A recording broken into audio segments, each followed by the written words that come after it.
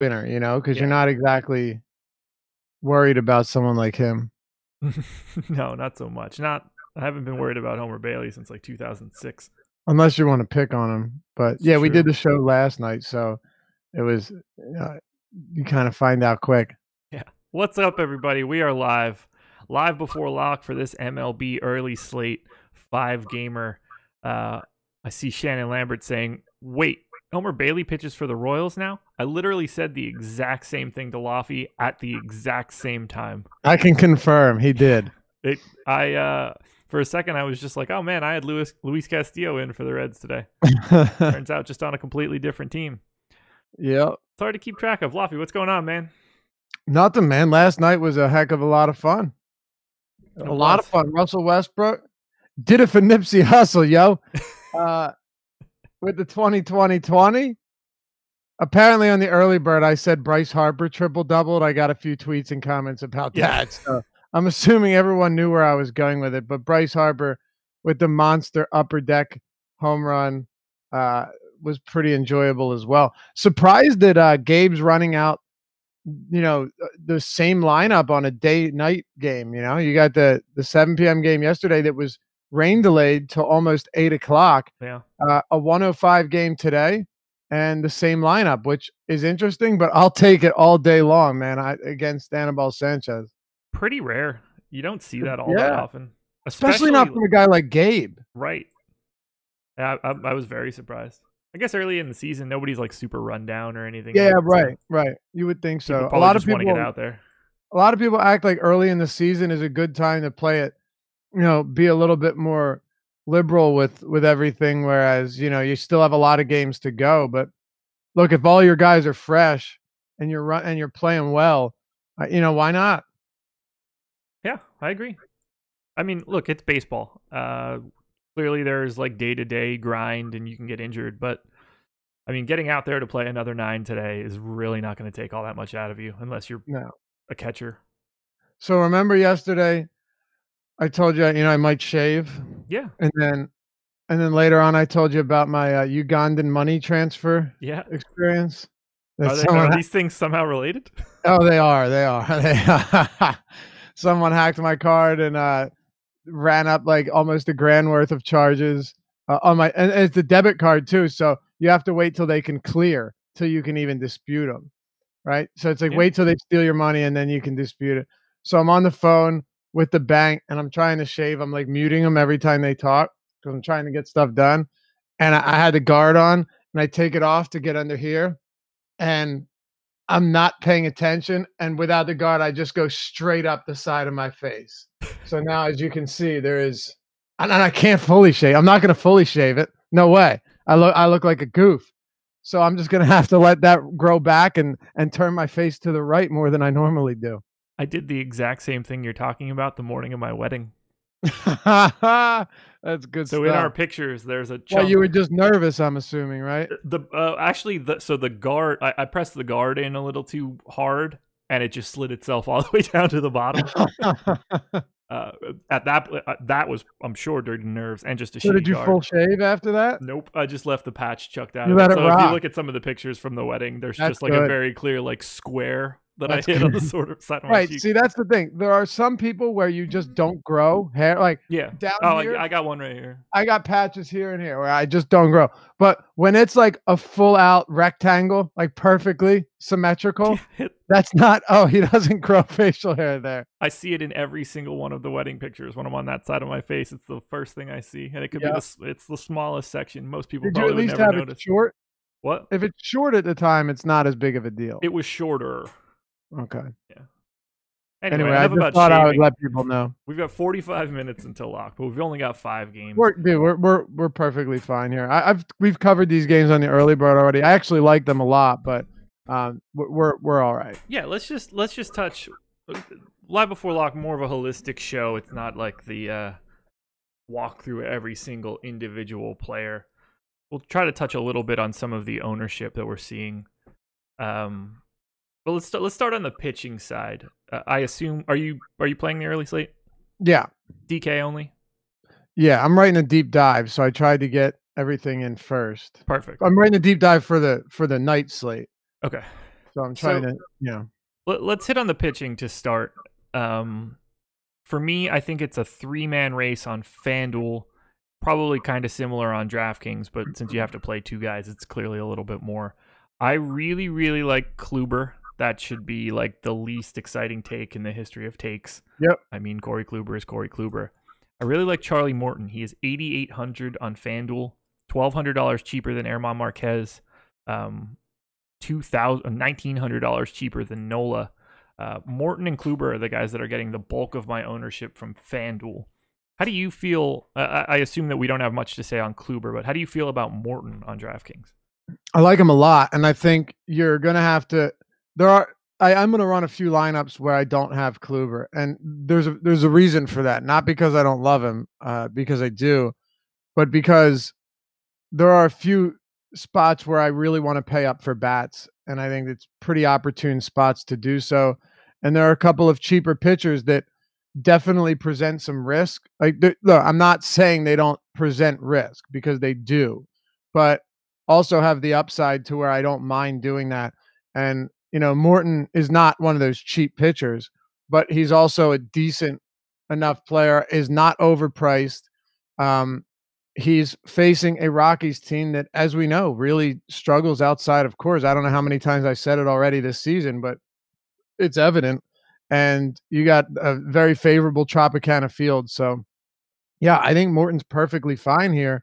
And look, he's not in Houston anymore, but what he learned in Houston, which was a lot after he came from Pittsburgh, stopped throwing the two-seamer as much, stopped throwing his fastball as much, actually, and really began to work on some of those nasty secondary offerings he has with a ton of spin. He's become a very, very reliable pitcher. So, yeah, I like him here against Colorado. I think 8,800 is very fair. Yeah, he's my number 2 pitcher relative to salary on DK, Kluber being 1. The guy that grades out best for me from a pay down option would be Aníbal Sánchez, which rarely makes me excited. Where are you going on the low end? Yeah, it's not going to happen with me for Aníbal Sánchez just because, okay, let me give you a couple examples or a couple reasons why. I get it. Well, by the way, yesterday, I mentioned this on the early bird. The Phillies' implied run total was at 4. I thought that was absurd. It's now 4.3. So it has come up considerably, and I think it should have. Aníbal Sánchez was pretty decent last year in his limited starts with the Braves. It's the Braves, right? I think he's with the Braves. Yeah. But this is somebody who has historically and pretty recently struggled a good amount with righties. And now you've got a pretty decent day in terms of temperature. It's not nearly as cold out as it's been. And, it's a day game. And Aníbal Sánchez, even last year, if there was one area where he struggled, it was still against righties. And even if you take 2017, where he pitched, 105 innings, he got clobbered by right-handed bats, lefties too, but righties destroyed him. So even if you were to take somewhere in the middle of last year in 2017, it still makes for a good matchup. And you just have righty bats in McCutchen, who's affordable. Gene Segura's not overpriced. Obviously Harper, but Hoskins, Real Muto, and even Franco, who has been fantastic out of the 8-hole, was intentionally walked twice yesterday, once not to even get to the pitcher. I think this lineup is just very dangerous and has a ton of upside against Aníbal Sánchez. So that's the only reason. And I think I might look towards Carlos Rodon. Okay. I'm not enthusiastic, or I don't think the Indians lineup is imposing at all. I mean, Leonis Martin, then you have Jose Ramirez, who's gotten off to a rough start, which, can happen when you're not batting in between guys like Encarnacion and Brantley or Francisco Lindor. Jordan Luplow, Carlos Santana coming off a dreadful year, Hanram, Greg Allen, Roberto Perez, Max Moroff, and Eric Stamets. I mean, look at the bottom 4 of that lineup. If he can get through a few guys in the middle, this could be a very, very good spot for Rodon. The only issue I have is walk rate. The Indians do walk a lot against lefties. If he can limit the walks, Rodon could be in for a very nice start. I'll be honest, he is dead last for me on DraftKings. Yeah, I mean, I can see where you're coming from, But I think he's really variable. The thing is, this Indians lineup is just not the same, and it's not even close. No more Yonder Alonso, no more Encarnacion. Francisco Lindor's not here anymore. Yandy Diaz is no longer there, and he's a guy at least that doesn't really strike out. Who else? No Brantley. I don't know if I mentioned Brantley, but he's gone too. Jason Kipnis isn't in the lineup. Like, this is a skeleton crew of a lineup from what we've seen in seasons past. So they have two guys that project via Steamer to be over 100 weighted runs created plus. Getting a little technical here because Hanley is at 99. But either way, I mean, there's a lot of not great. That's for sure. But they don't really K all that much as a collective. Perez, Moroff, and Stamets do for sure. But that Ramirez to Allen stretch isn't all that bad. I was a little surprised that I get more of him, but his price is just not fantastic on DK. He's 7,100 on FanDuel, 7K on DK. I would have a lot of trouble getting to him.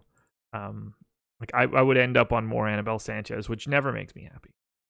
Yeah, it's just I don't feel like going through a gauntlet of McCutchen, Segura, Harper, Hoskins, Real Muto, every time through the order, and then have to face Franco, who's been ridiculous at the bottom. Like that lineup to me is just way, way too loaded to even really run the risk at this point. I mean, it's possible that he has a decent game. I'd honestly rather go to Kyle Gibson over him as well. Kyle Gibson allowed 4 stolen bases over his last 2 seasons combined. One of the strong suits of this Kansas City Royals team is their stolen base upside, and Merrifield and Mondesi atop the lineup. I'm not saying they won't run, but Gibson has done a phenomenal job of limiting base runners over the past couple of seasons. He's the type of guy who has an excellent slider. Even his curve and changeup are above average in terms of whiffs per swing. He just doesn't throw them enough. When he does, I expect him to really jump off the page. But at this price, I don't have an issue with Gibson if I'm going to go cheap either. Yeah, I have no issue there at all.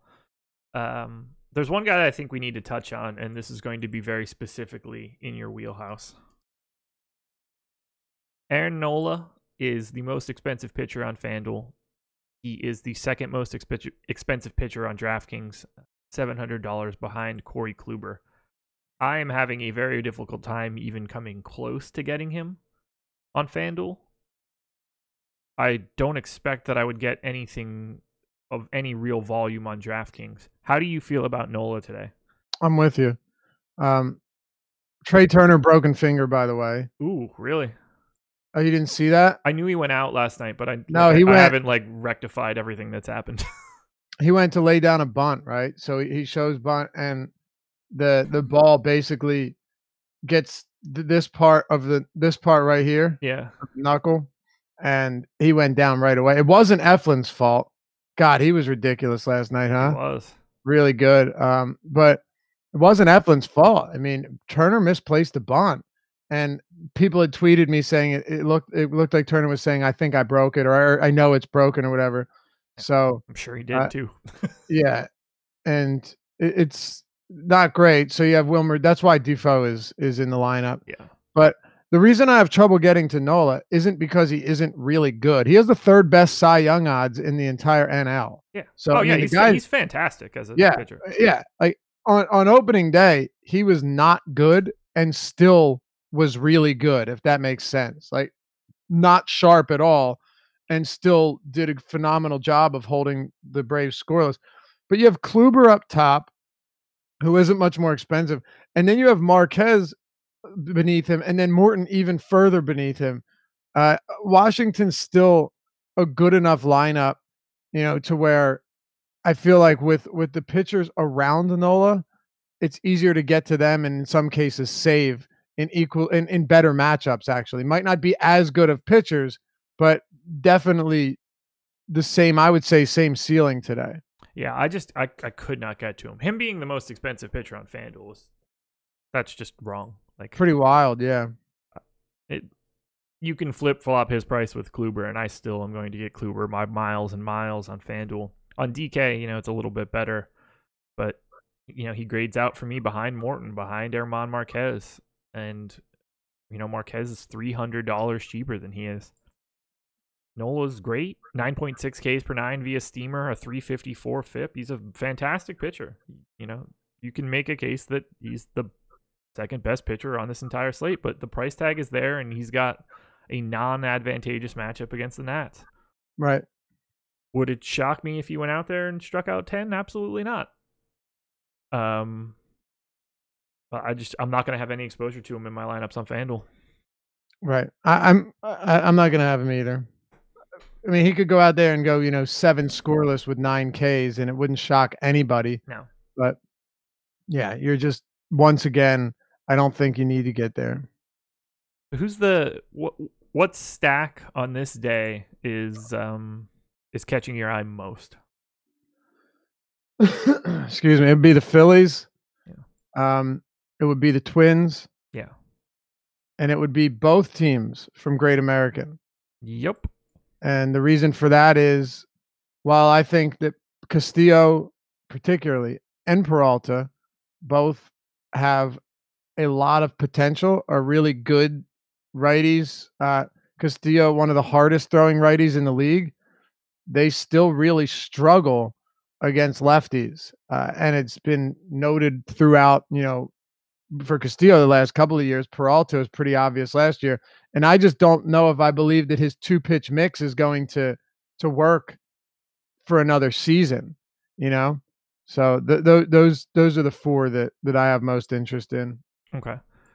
Ranking in ownership right now, Cincinnati is the highest in aggregate ownership on DraftKings.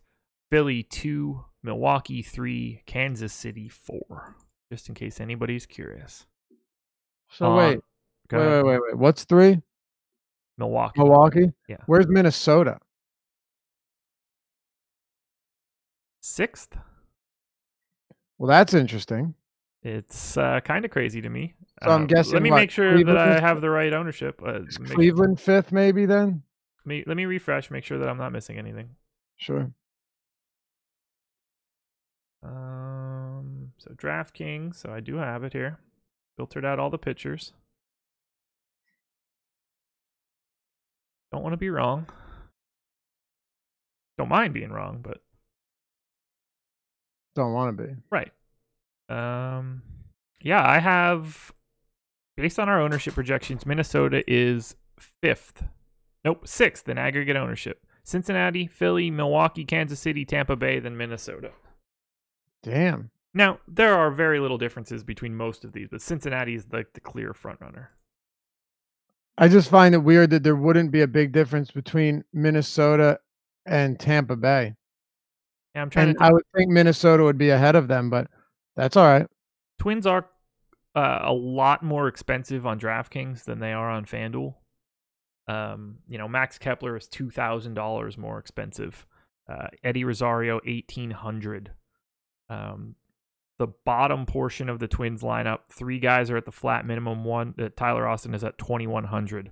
Guys on DK are all priced, in their normal like high 3s, low 4s section. So they are. I guess that makes sense. They are a little bit harder to get to. Yeah, they are super chalky on FanDuel. It makes sense. It does, but it's Homer Bailey. Yeah. 5.8 Ks per 9 via steamer, a 5.04 FIP. And the Twins have a monstrous run total compared to the rest of the slate. So I can't imagine not wanting to have a bunch of Twins on FanDuel. They're really easy to fit. The only problem is a lot of their talent is congregated in outfield positions. But the Twins look great. They are my 3rd most owned stack behind Reds and Brewers. Okay. It's a really interesting early slate. Do we have any weather concerns that we want to touch on? Not that I saw as of last night. I'll pull them back up right now. The Reds game was clear.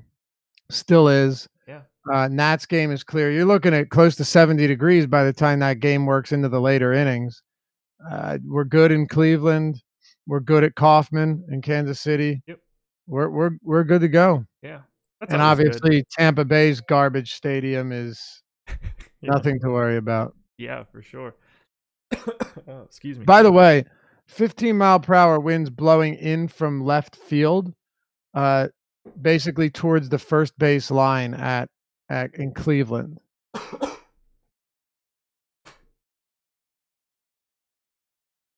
Wait, what are you saying? 15-mile-per-hour winds blowing in from left field, not in towards home plate though, in towards around first base. Okay, yeah, I see it now. I don't know if it was a different graphic or I was looking at it wrong because I thought it was blowing like dead out to right center, and I was like, we must be looking at Right. the wrong stuff. Yeah, but point is, for right-handed pull hitters, this isn't exactly perfect, so it No. probably wouldn't hurt Carlos Rodon as a lefty. No, not at all. What do you hate the most from today's slate from a hitting perspective? What do I hate the most? Yeah, I'll lead off with this one. I don't have any of the Rays, and you that hate makes me that? a little uncomfortable. Okay. Yeah, I can see it. I mean, I think one of the things I hate the most is that I have a lot of respect for Luis Castillo and Freddie Peralta, but you just can't really get away from that at Great American, especially given their platoon splits. Another thing would be just the fact that even though Cleveland is not a great lineup, and this isn't as much hitting, but this is as far as Rodon goes, I'm still going to have some Carlos Rodon. And Cleveland, if they get off to an early start with walks and get him to run up his pitch count, and issue like 3 straight free passes, his day is going to be a wrap. Yeah, 3.9 walks per 9 projected from via Steamer. That's that can get you in trouble in a hurry. I can make the pitch count rise big time. It's obviously the biggest concern as far as he goes. Yeah, and that's another reason why I have very little interest in him, specifically on FanDuel. I'd find it really hard for him to, one, the chances of him getting a win are very low based on the Vegas line of this game. And then two, to be able to get the quality start bonus, he's really going to have to be cruising. I'll tell you what, the Vegas line concerns me less, only because this Cleveland offense has really labored. So, I mean, yes, obviously Kluber on the mound, it's a huge deal, but just given volatility, it's like, do I consider the money line and everything? Sure, but as far like with wins, trying to predict the win for me, it's been fruitless. I generally don't have much success there. Okay. Just because there's so many ways that, you know what I mean? There's so many. No, I hear you. You can have a lead and then your bullpen blows it, or it's a 0-0 game when you come at it. Like, yeah, Kluber should definitely get the win here, but it's not something that's going to be. Put it this way, that wouldn't be the reason I didn't play Rodon, because he doesn't get the 4 points or whatever it is on DraftKings now. Is it still 4, 3? On DK, I'll be honest. I know that I could look it up quickly. I think it's still 4. I can't remember though. In my formula, if it helps. That would. I was hoping for better tournaments on FanDuel today for this early slate, but we're just not there yet, I guess. Legalized just asked in Premium Slack. Not really relevant for this slate, but are we on Toronto again? I have not looked at the main slate yet, but I assume the answer is yes. I've looked at it, and it's not on the main slate. Oh, do they play like 6:30 or something? I don't know. It's not on the main slate though. Really? I'll tell you. Hold on. Do they play today? Yeah, it's Wednesday, so every team should be in action. But I know early in the season it's weird like that. Toronto plays at 4:00, so no, it's not even on the main slate. Okay, then yeah. So I guess there's the afternoon slate. I haven't looked at that. There's a 3:40, a 4:05, and a 4:07. There's a 6:10 as well. Yeah. So it probably falls on that. Nate Carnes is getting the start. Shoemaker for the Blue Jays. It's a 3-game afternoon slate on FanDuel. And yeah, I'm quite positive that the Blue Jays will grade out as what I would guess the best stack of the day.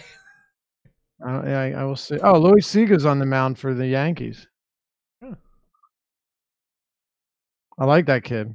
Do you think that the Blue Jays will ever score legitimate runs? I don't know if they'll ever score a run. Well, they I mean, scored last night because that son of a bitch Rowdy went yard and got Chris Spags a home run in the home run contest. I'm not happy about that at all. yeah, that was their only run. Yeah, and it had to go to him of all Blue Jays.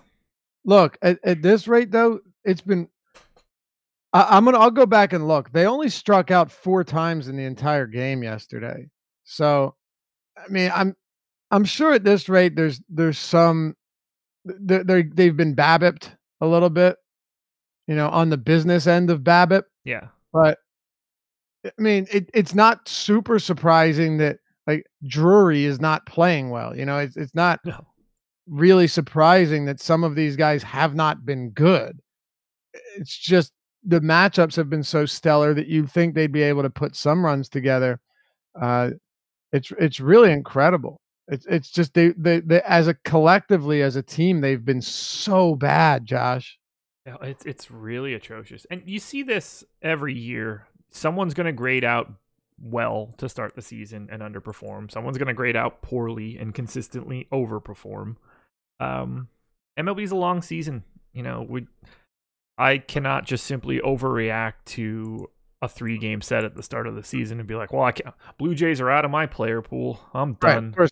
I think they played like 5 and they've sucked in all of them, but I do understand and Yeah. agree with your point entirely. Yeah, that's not how this works. Like, they're not all suddenly 285 WOBA hitters. Right. Yeah. It'll Right. normalize. Oh, by the way, while I am a fan of Kyle Gibson, Mhm. doesn't mean it doesn't mean I love him today. I think there are some serious issues that need to be worked out, but once they are, I honestly would not be surprised to see him become like a 9K pitcher. I like Ryan O'Hearn always because Ryan O'Hearn and the sample is limited for sure. But what he did against righties last year was otherworldly, Josh. Like unbelievable type numbers, and they're not sustainable. I'm not saying they are, even though he's off to another stellar start already this season. He's what nine plate appearances against righties, already got a homer, a double, and 4 RBIs.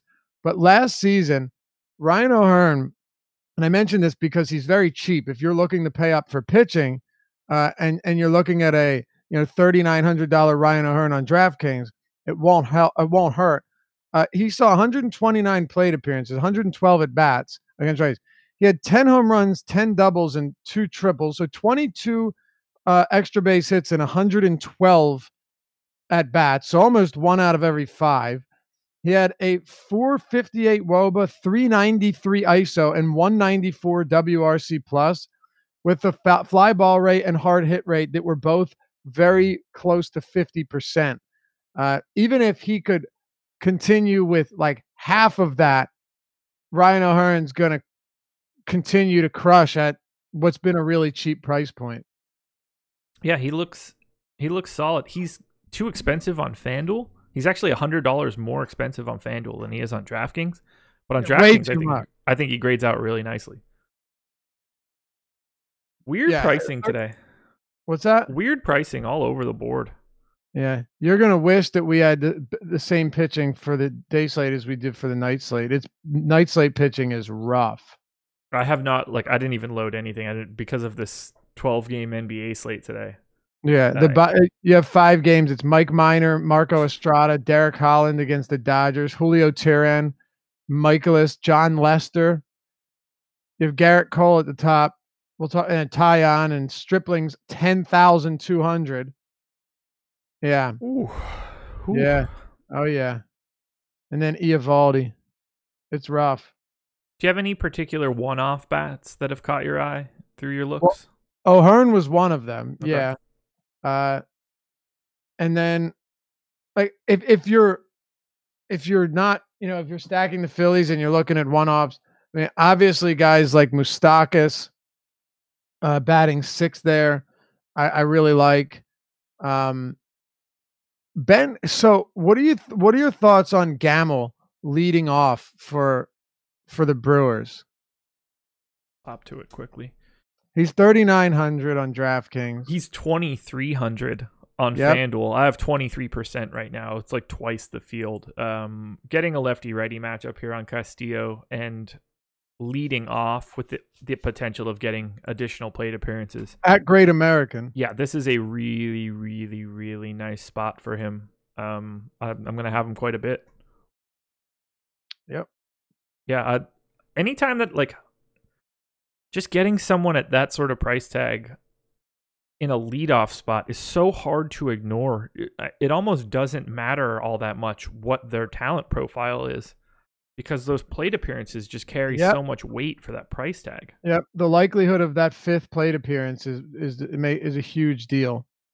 It really is. We just got an update of our early slate ownership, so I'm going to refresh that now. Philly now number 1 in aggregate ownership on DraftKings. Essentially tied with Cincinnati. Minnesota coming in 3rd now. Okay, that's more like it. Yep.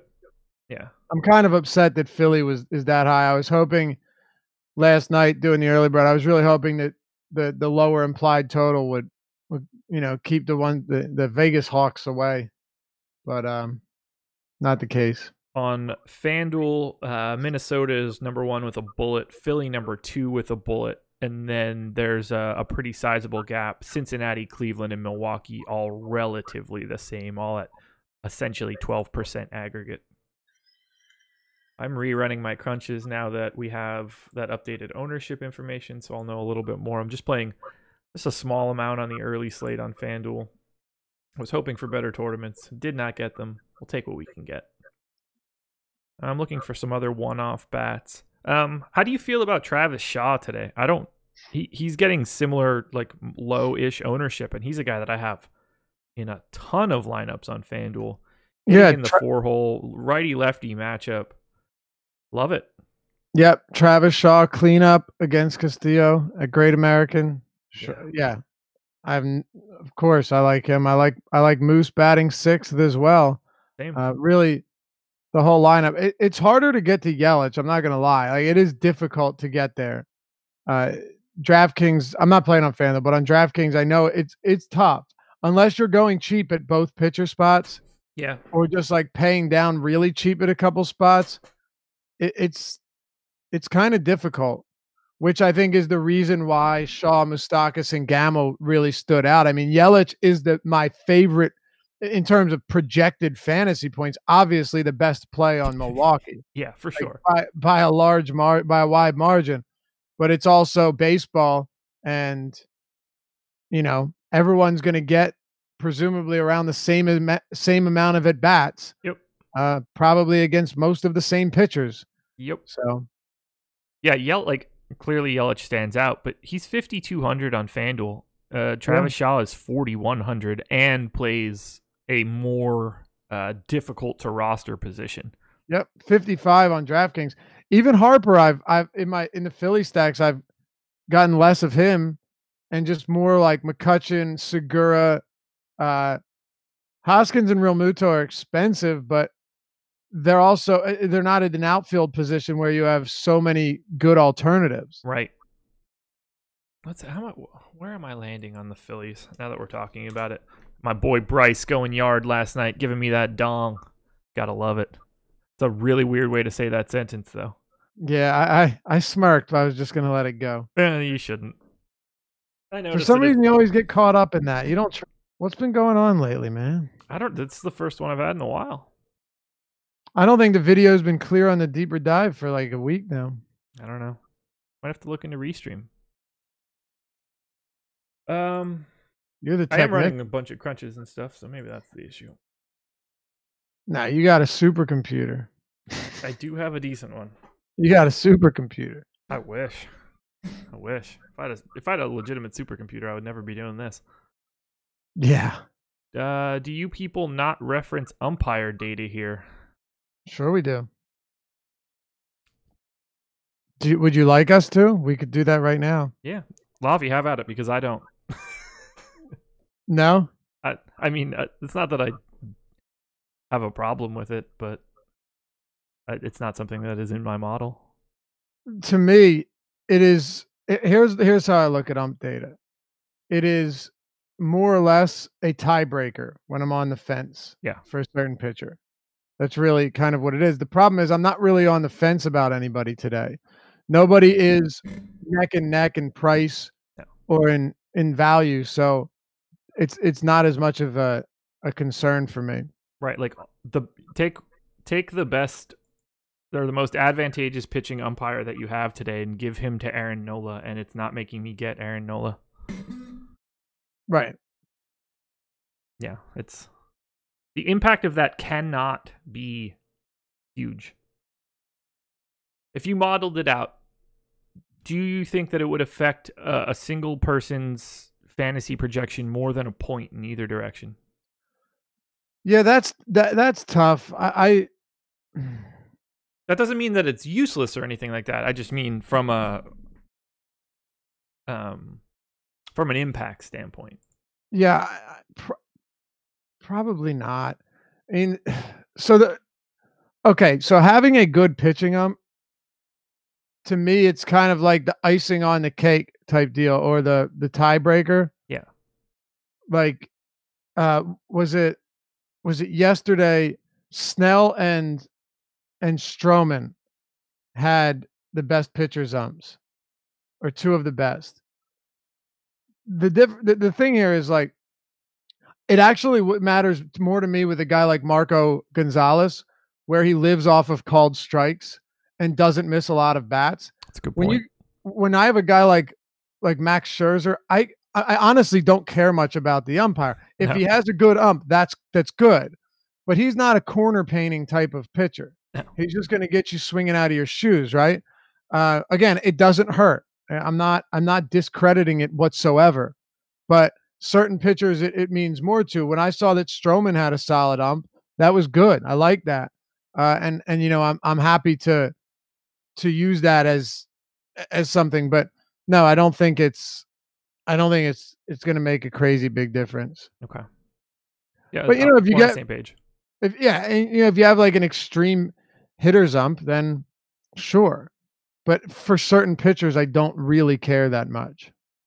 I completely agree with you. +4, so that's... Sorry, I'm doing math in my head. 23. 3. Okay. I was making sure all of my math was working out there. I was just resorting my lineups. I have my final crunch in. Brewers, Reds, Phillies, my top 3 stacks. Coming in pretty under on the Twins. And I'm sort of okay with that on FanDuel. I know they make everything fit better, but there's no ownership on the opposite side from a pitching perspective. So I'd rather get to a little bit more of somebody that's, you know, try to be on the like, I'm getting a lot of the White Sox, which scares the living shit out of me because it's Kluber, but I think I could be uniquely set up on the early slate if that goes wrong. Interesting. He is very popular. Yeah, he is, and for good reason. But you think so you're getting a lot of them on FanDuel or DraftKings? It's not that I'm getting a lot. It's that I'm making a point to try to gain some stacks against high-owned pitchers, so that if that goes wrong, I am set up pretty well. What I'm largely avoiding are the hitting spots that I don't think are very good and that they're not facing pitchers that are getting any ownership. Those are the games that I'm trying to let go and just not be around. So gotcha. It will make for wilder swings, I expect, on a day-to-day basis. But I would guess that I'll have more shots at getting lineups to just completely break free. No, I get that. Yeah. I mean, Kluber, you're obviously going to need him to unravel. Yeah, exactly. But it's not... anything's possible. It's not likely. I have a lot of Kluber as well. Way more Kluber than I have, shares of the White Sox. Right. But I want to be on the opposite side of some ownership from time to time. No, sure. Let me pull up what do you have on ownership on some of these cheaper pitchers on DraftKings? Yeah, let me grab it. I have it all here. filter this by position. You can check out this ownership if you'd like using the promo code live before lock if you're not a member. 50% off your first month with us. Ownership projections for all of the slates for baseball. So cheaper pitchers or just in general? Well, let's go in general. Why not? Okay. On DraftKings. Kluber is clearly the pace car. 10-9, 41% expected ownership. Herman Marquez at 34, Morton at 31. And then we've got Castillo, Gibson, and Peralta all at 21 or 22. Then you fall off to Aníbal Sánchez at 10, Nola 8, Rodon 8, Homer Bailey 3. So I guess Homer Bailey's got like a pretty big family. 3% of the people are going to roster Homer Bailey, and I assume their last name is Bailey. Yeah, it's very possible. Yep. Yeah. I would say, or unless it's the Minnesota Twins and they're just going to throw this game, try and win some DFS money. Yeah, I haven't crunched anything for DraftKings, so I don't know if like getting down to that is essential for bats. I mean, it's clearly not essential. He's at 3% ownership, but I don't know what the bat prices are for stacks to see how necessary he ends up being. I'll probably get to some Rodon then, yeah, at 8%. Okay. I don't hate it because there's upside in his arm, at the very least. He certainly had the pedigree, or at least as a former number 1 pick. Look, you have to be a little bit different today. You have 5 games, you have some popular teams, and if you're playing Kluber and pairing him with like Morton or Herman Marquez, I have a feeling a lot of these lineups are going to look really, really similar. Yeah. How do you approach smaller slates from like a stacking perspective? Do you go in with any sort of plan on a day where you've got 5 games? I mean, not really. I tend to it's weird. Okay, so I'll ask you this, and we'll come together. Do you spread it out more, or are you more concentrated with a smaller slate? Spread it out in terms of like, do you spread out your stack exposure more because you can get to more, or do you say, all right, there's a few teams I really like here. I'm not nearly as worried about the other teams on such a small slate, so I'm going to go heavier on these teams? I tend to be heavier on a smaller slate and a little bit more spread out on a bigger slate. But ultimately, I'm not really making that decision. I'm letting the way that I rank my lineups make it for me. Right. So like today on FanDuel, I do not have the Rockies and I do not have the Rays, and I can't get them in. I've tried a couple tweaks and I still don't get to them at all. But I have double the field on the Brewers. And a lot of that is paced by guys like Travis Shaw just being, if he goes yard today, it's going to be incredibly beneficial to me more than the field. Right. So you have some specific players that you think are actually going to be more influential than the stacks today in a sense. So I ran 4 separate crunches of 75 lineups. 4 4s, 4 3s, 4 with nothing else, and then some 3 3s. And I'm just taking whatever's coming out of that. And today, someone like Travis Shaw is a guy that's popping up just an absolute ton for me because he's so easy to fit in, even with a lot of randomness, and even with making my unique setup on Fantasy Cruncher. He's just a priority because of the way that the game is set up. I mean, being able to hit as a lefty against a righty, 110 home run factor in that park last year. I mean, Travis Shaw is a lot of things, but one thing is for certain, he's got light tower power. Yeah, no question. And absolutely, I play for home runs a lot. So he is a guy, like, where is he at in my home run model? Shaw is 6th today. And the Brewers make up spot 3, 4, 5, 6, and 7. Yeah, he's got monster power. Yeah. So are you playing on DraftKings or just FanDuel? Just FanDuel. I'll start up on DK once the NBA season ends. Did you run crunches for DraftKings by any chance? I did not. I really want to know. I can. I mean, I have my lineups in, so like I'm not in any particular rush. I'm curious to know like how much you can actually do with Kluber Morton. Yeah, let's find out.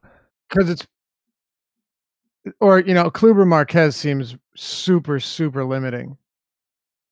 That gives you 3,600 per bat. And is it possible? Yeah, but no one's really that cheap. You want to look at Kluber Morton? Yeah, go Kluber Morton. Okay. Because I think Kluber Marquez is just going to look heinous.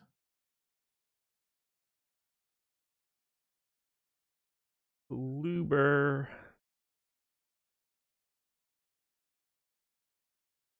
Come on. It's not so. Where are all the pictures? What's that? I can't get any pictures to show up. Oh, well, no big Oh, there we deal. go. I was on my pool instead of all, and they were unselected. Okay. Morton checked. Kluber checked. Set up a stack quickly. Put in a 5-man. That should cover me. And then we'll run 100. Like, my guess is that you're going to get a ton of Tampa stacks. That sounds super reasonable to me. Which is one of the things I got away from, because I've just gone cheaper at one pitcher. It's risky, but so I put in just as I put on 50% randomness, just locked Kluber and Morton, and no caps on stacks. Okay. 5-man stacks are what I would be looking for, and I got 50% 5-man stacks of Cincinnati. Yep, because Cincinnati's outfield, Cincinnati in the outfield is really inexpensive. I don't mean to cut you off, but you know, you have all of them below 4K, and then even Suarez and everybody else, they're really cheap. So that makes a lot of sense. Yeah. Yep. Cincinnati coming in, or Tampa Bay coming in second, 33%. Okay, you're right. Makes perfect sense then. Yep. So I think you're going to see a lot of that. I would completely agree with you. Yeah, it's going to be a very popular combo. I don't think a lot of people are going to want to pay down for pitching here. No. I'd be really interested to see how different it would be if I locked Morton and Marquez instead of Kluber. Yeah, or do Morton in one of the Morton in one of the cheaper guys. It's even wilder. I think you get a ton of Phillies. Oh, yeah. So I'll do Morton. Not that you're going to agree with this, but I'll do Morton and Sanchez just because Sanchez is my $4 for dollar pitcher. You're not going to get Phillies there, but go ahead. Yeah, that's very true. 70% Twins on Morton Sanchez. If I take Sanchez off and make that Kyle Gibson, I'm obviously not that worried about Royals here. So Morton, Gibson, Philly, 80% Minnesota in 100 lines. 80%. Yeah. No, I'm not setting any, stack caps or anything, but no, Minnesota is just that easy to get to with Morton and Gibson. No, but this stuff's good to know. It just, it gives you an idea of what, like, I think if you sometimes in baseball, first of all, ownership projections are super, super useful, but sometimes you could just throw in the 2 pitchers that you think will be the most popular and then see what comes up. And there's a good chance you're going to know what teams, even if they don't have the best matchup, are going to have more popularity because they fit. Sometimes it's that simple. I just ran Marquez and Morton. 57% Cincinnati, 32% Kansas City. Right. Yeah. Whew. It changes everything. I think that's what's fascinating about this slate, Josh, is, one pitching change from Kluber to Morton, or if you have Kluber and you go from Morton down to like Rodon or Sanchez, it changes everything. It really does. Completely changes the structure of the lineups. Yeah. It's good to do stuff like that on, potentially a couple free optimizers that may be out there. Run some crunches, see what pops up on those optimizers, see what pops up when you lock certain guys. It might point you in the direction of what the public is looking at, get an idea of what's going to be popular. If you don't have access to ownership projections, if you're not a member of the site, right, you can approximate those by hitting up a couple other sources and checking it out and just understanding like, okay, when this happens, when you have Marquez and Morton, Cincinnati and Kansas City becomes a popular combo. I either need, like, if I'm going to do that, maybe I run that crunch without Kansas City being a part of it and see who shows up after that. Right. And try to make your build a little different. Right. For example, you generally don't need ownership projections to know that Corey Kluber is going to be very popular. Exactly. So that gets you started. Yeah. Yeah, for sure. You should, most people should know that one by now. If you don't know that off the top of your head, you should probably not be entering MLB contests. Just like, I don't mean to be, I'm not trying to be mean when I say that, but you are probably going to be very mean. A negative ROI player if that's just not known. There's too much information out there now to go in uninformed. Yeah.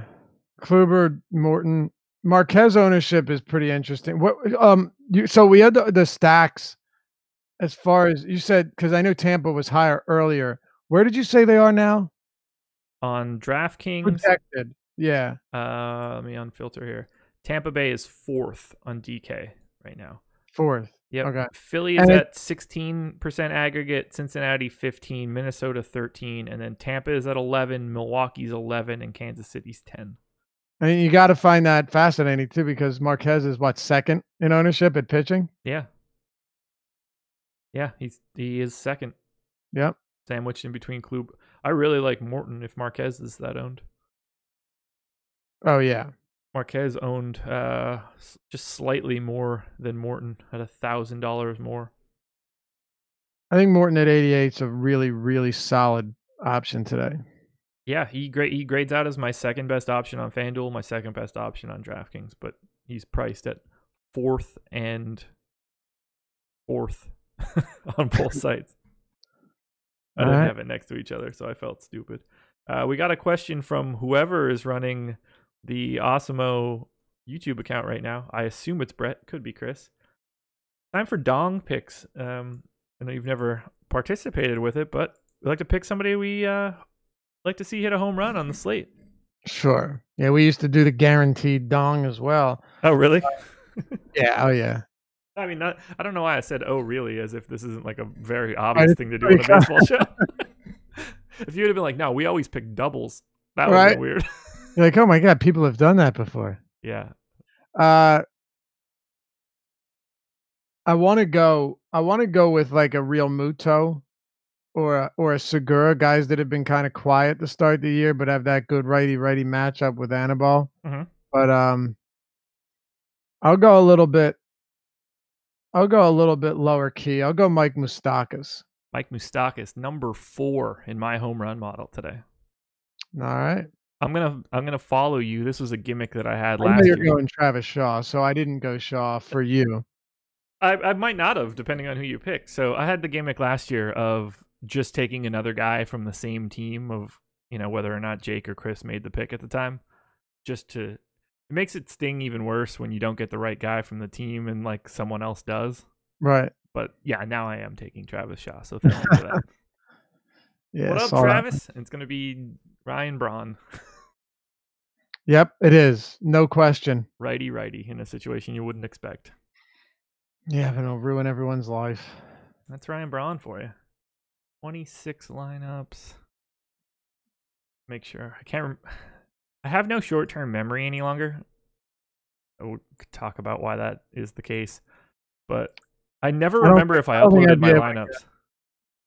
What'd you say? What's that? No, go ahead. I just said I never remember if I uploaded my lineups or not.